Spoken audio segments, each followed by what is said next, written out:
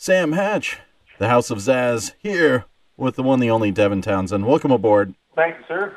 And I got to say, I think you're only the second guy in the history of the show. I have this regular segment called the Most Horns-Worthy Player, and you've been Most Horns-Worthy Player twice. Nice work. Well, you did the nice work. I just kind of play your stuff on the radio. I appreciate it, man. Thanks, man. I'm Hornsworthy. I never actually put that together. I'm good now. Not many people are Hornsworthy, so you should really wear that as a badge. But yeah, appreciate it. Speaking of me playing stuff on the radio, we've got a new single out, Lucky Animals. Mm-hmm. My mom approves of it. She called in the other night and said she wanted to hear something, and I played it for her. And she called me up and said she loved it. It's wicked. I mean, I think that song in particular on the new record is a bit of an anomaly because it is simple and sort of like, it's a pretty lighthearted song, right? Yeah, but yeah. At the same time, I've got kids, my sister's got kids, and, as a result of that, there's lots of kids in my world. And I find that song, it's just such an earworm in terms of the chorus that it's definitely responded to people who are either younger than me or a little older than me. And I think that's cool, man. I mean, it came naturally to me, so I'm okay with it. But I guess the side product of that is now I've heard it so much, it just makes me crazy. You should go play it on like Yo Gabba Gabba or something like that. Well, man, the second, man, it'd be great. So now Epicloud, that's coming out soon, and I love the title. It kind of reminds me a lot of your stuff, like fluffy and lush, but kind of also huge and ballsy. Mm-hmm. So is that kind of what we can expect for the rest of the record? Absolutely. Fluffy, lush, huge balls. The record the intentions behind it were, of course, coming from different angles. Like, for example, how it's a response to the prior four records. Yeah. And lyrically how that plays in. And I guess any angle we choose to discuss it, there's going to be an explanation of some sort. But really the most obvious and the easiest explanation of Epicloud for me is I wanted to make a record that was positive in the face of the desire to be negative, where the world just tends to be going in directions that are inspiring on my front and most people's front, like fear and uncertainty and all that. I think that the easiest reaction to that tends to be to amplify that and make music that is, depressed or hostile as a result of that. Sure. Right? I certainly tried to go out of my way with this record to make something that wasn't that was the antithesis of that, and try to make something that was beautiful and try and make something that was positive and not necessarily based in my own existential dramas or whatever. And I think that when people who have an open enough mind, I guess, or open enough taste or whatever it is, it's not to discredit people who don't like it, because there's going to be people who don't just because they don't. For people who are willing to incorporate something that's maybe not the norm, I think it's a really cool statement, and it works well on a sunny day, And like you're saying, not really related to your own existential issues. Like you mentioned before, a lot of your work ties in with kind of personal landmarks. Like the last batch of albums was trying to find creativity while you were delving into sobriety. Is there anything personal that spurred this on, or is it just overall looking for that positivity? Yeah, I mean, the personal element is actually related to how all the other records' themes were so heavily invested in my own process. I just kind of got tired of it, Mm-hmm. and I think it was underlined by one day I was listening to Slacker radio or something, and every song that came on was this morose singer-songwriter sort of trying to elicit sympathy from the audience in the fact that he's overcome some personal crisis. And I just found that, I'm a 40-year-old man, and I've got a lot of things in my life that require me to be on point. And I just don't have time, man. I just don't have the patience anymore to extend that sort of interest in other people's dramas or sufferings. And then I started thinking about how that related to my own music. And I'm like, well, you've been imposing that on your audience for 20 years. This whole, like, check it out, guys, I'm getting over this stuff. And I just, if there's anything I pride myself on at this age, it's the fact that I do feel like I learn from my mistakes and the lessons that are provided for me. I mean, I definitely try, whether or not I succeed, I try and incorporate that and listen to it. And by listening to the last four records, I realized, I'm like, well, if those last four records are you essentially saying, hey, I'm getting over it, not be over it by this point. It's just, you're not listening. So Epicloud lyrically is not necessarily about me. Cool. It's about my connection, my personal connection to the things about life and reality and spirituality and all these things that I find engaging. However, there's no answers, there's no themes, there's no hypothesis. It's just, here's how I'm feeling about all these things in my life. And I think that it relates to all of us in its own way. And above and beyond that, I just wanted to make a rock record. I wanted to make something that was like wicked. And, if you got to sing, you got to find something to sing about. And if it's vacuous, it's not going to be emotionally connecting, which I think music should be for the most part. So I just tried to choose things that were of interest to me without it coming across as being preaching or demanding in terms of, the narcissistic qualities, right? Yeah, so it won't be like, oh, this is the album when he switched to Captain Crunch from Lucky Charms or whatever. Yeah, it won't be defined by that. I'm okay with Captain Crunch, to be honest. More than anything else, I want people to be able to put on this record and not feel like they're, like I've said before, like swimming upstream in somebody else's semen, you know what I mean? You get to the point where you're just like, okay, dude, I get it, you know what I mean? And I think for me it was important to make a record that was just emotionally significant to me, but at the same time not about anything in particular other than, how intense or how overwhelming or how awesome I think the universe and the good things in my life are. You've kind of answered my question already, but I've only been 40 for 2 days, and you got a couple months on me, so I was going to ask what sort of wisdom you've already gleaned from the 40s. Wisdom? Wow. How about since I was 40, every day that's gone by, I've gotten, about 2% dumber.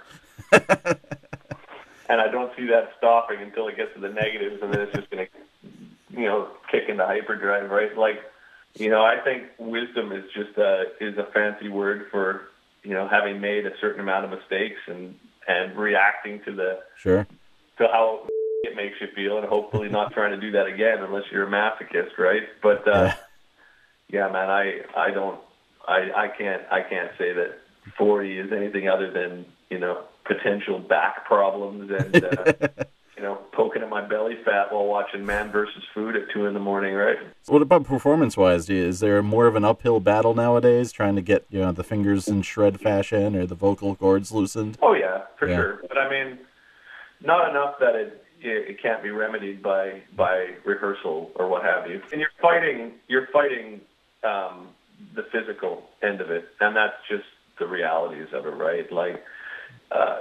A lot of times people comment why singers, for example, let's take Metallica as an example, why they bring their songs down a half tone, and some folks cry foul about that, but really, the physicality of playing music live is very demanding, and to sing aggressive music, your throat just eventually, it's like wearing out the brakes on your car. After a while, you got no brakes left, right? Yeah, so you have to adapt some way.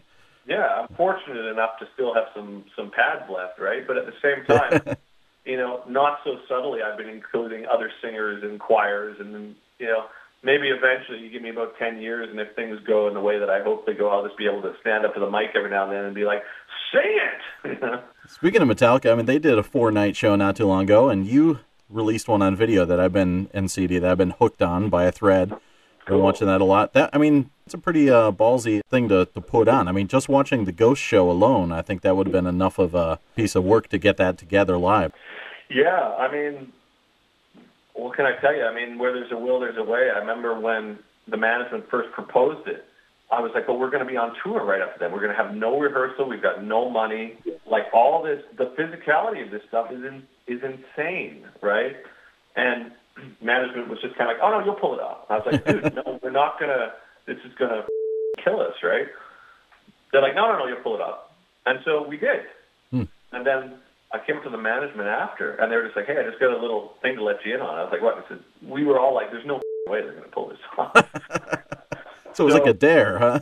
Yeah, so I mean, I think the thing is, if I got anything going for me, it's the ability to conclude things, right? Like if I project, I've got something just pride-wise invested in finishing it, whether or not that's album cycles or tour cycles. I mean, I like to finish what I start, and that was no exception. I mean, it's certainly not the slickest release of all time. However, what it represents is, in a way, a visual representation of the effort that went into making it just barely work.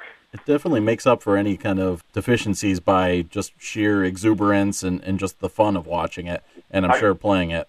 No, I agree. I mean, I didn't actually get to participate in those shows until I was putting it together. Yeah. Because while it was happening, I was just, shitting bricks the whole time. Do you think audiences realize how lucky they have it now between guys like you doing things like that and people doing full albums and, multi-night celebrations like Metallica was doing? Yeah, I mean, there's the point of view that the audience has it lucky as a result, but ultimately everybody has to sort of surf with the way that things go, and the industry is no longer in the position where, Poison can put out, an album with like a single sleeve insert and sell 25 million records. It just doesn't work anymore. So, I think you've got the option of either complaining about that and crying foul, or just trying to coast with it. And what ultimately seems to engage people, I know what engages me, is if you're offered something that you want to participate in. It's like if you get a re-release from a label that is like a different font, I don't think that, I think there was a period there where you can cash in on that, but now I think people are like, no, I'll just download it. I'm not going to put the effort into it. So I find that the audience that I have, and I've been very fortunate in terms of audience, is that I think they've historically kind of recognized the effort, and as a result of that, they've extended themselves in ways that there's no need for them to have had to do, right? And I think that's really, really cool, man. I think it's really gratifying, and it's been integral into my whole world, right? So, have you ever thought about chucking everything and pulling a Danny Elfman and just doing movie scores? Of course. I mean, the phone, I have to be perfectly honest, isn't ringing off the hook for me to do movie soundtracks, right? So, I think if that's what fate has in store for me, man, I'll know about it, right? But at this point, I keep looking at the answering machine to see if Tim Burton wants me to make a movie soundtrack, but so far it's failed to ring. Speaking of visual media, have you done anything with the Metalocalypse guys lately, or? No, I did the 1 or 2 shows with them, right? And I thought it was really cool, right? But I mean, yeah. They got their own trip going on there, and they're certainly doing fine without me, if you know what I mean. All right, here's a goofy question. I was aware of your work before I really knew who you were, and I used to crank Frontline Assembly stuff way back in the 90s. I was always wondering about your guitar work on there. Was that a way to get around sampling or something? Yep, that was that. That was sort of an interesting situation as well because, Frontline are from Vancouver. We're from Vancouver. But Reese and Bill had done the Fear Factory, Fear is the Mind Killer EP at the time. That was like a pretty big thing at the time, right? It was one of the first really sort of hip metal industrial kind of crossover sort of things in my recollection, right? Yeah, college kids were playing it, and it kind of had this crossover appeal, yeah. Totally. And so when they were going to do, I think was it Millennium or what was the first one that they did that I was involved with? I forget. I remember Millennium was the one that the sort of brownish color. Yeah, it was Millennium. Yeah. So they flew Dino up to play guitar on it. Ah. Fear Factory. But they stopped him at the border and wouldn't let him through. And so Dino recommended me, and then, there it was. Thanks for delving back into early 90s territory with me. Yeah, that was a very, even more awkward period than I'm in now, to be honest. So another question is Epicloud going to be part of a multi-phase 4-album streak again, or are you just going to take it one thing at a time now? Yeah, Epicloud is unto itself, man. In Nice. a way, the summary of the last 4 records, it kind of, like we discussed earlier, from the lyrical standpoint, or even from the musical standpoint, there's elements of all 4 records sort of presented in Epicloud, but it's definitely unto itself, man. The whole multi-themed sort of thing. I think you can get away with that once or twice, but more than that, you end up turning into Marillion or something, sure. right? And my love for AC/DC or Def Leppard is definitely going to win out at this point of life versus, well, this is a 15-part saga about, a lonely gnome that's like wandering it's like... How about a 3.5-minute rock song? Yeah. Well, that's kind of where I'm at, man. Yeah. I'm like, I've done the Epicloud, I've done the big epic journey up my own ass. I've done it. And I just kind of want to write some rock songs now. I don't know what to tell you. So what's the deal with your guitar situation? What are you playing nowadays? I'm playing 3 companies because I'm a whore. I was going to say, you're a man whore. Yeah, I am, but at the same time, I can't afford to buy them. But I've discussed it with all 3 companies, and they gave me the go-ahead. And, man, I got the greatest guitars in my world right now. We jammed yesterday. I was just like, God damn, this shit's good, man. Like, so Peavy's made me the big 7-string V, and that thing rules. A 7-string guitar, I love that thing.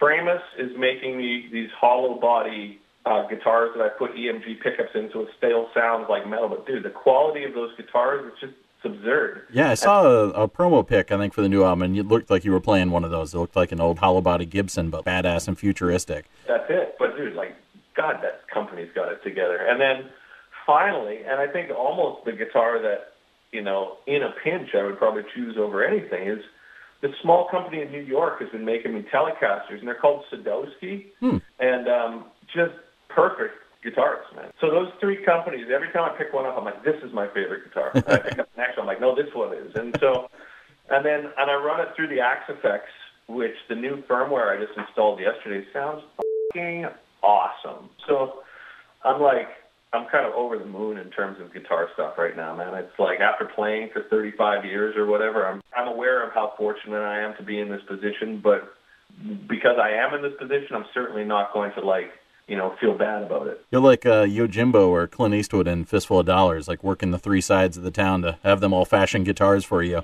I'm cool with it, man. I'm cool with it. What about production-wise? Has your attitude towards production changed at all, or have you tried new things this time around? Well, I think that I tried a bunch of different things during the 4 records, but when it came time for Epicloud, I feel like I kind of just pulled out all the stops. I was like, well, you've done this, and you've done this, this is going to achieve this, so do that all. Yeah. And then from there, it's almost like you're sort of wiping the slate clean. And with Epicloud, I was very consciously trying to utilize the parts of my world that I knew were effective, as opposed to shying away from them because I've done them before or whatever. I was like, you've spent so many years learning how to do this shit, do it now. So Epicloud is definitely everything and the kitchen sink, right, in 3-minute rock songs. So everyone should go out and purchase it when it comes out. Or if you don't want to purchase it, that's totally cool. Is there a special edition with bonus tracks or something? Or just... Oh, yeah. Well, I mean, that's the funny thing is it's I write so much music that they said, what are you going to do for the bonus track? And I said, well, why don't we just do a double disc? I've got another 10 songs. So the bonus disc is another album, essentially. It's called Epiclouder. Nice. Well, thanks for hanging out with us and telling us about the new album. Good to talk to you, man, and thank you for the interview and the support, brother. Thanks for calling in and just chatting with me and dealing with my dumb questions. Not dumb at all, man. I'll talk to you next time. All right, man. Talk to you later, Devin.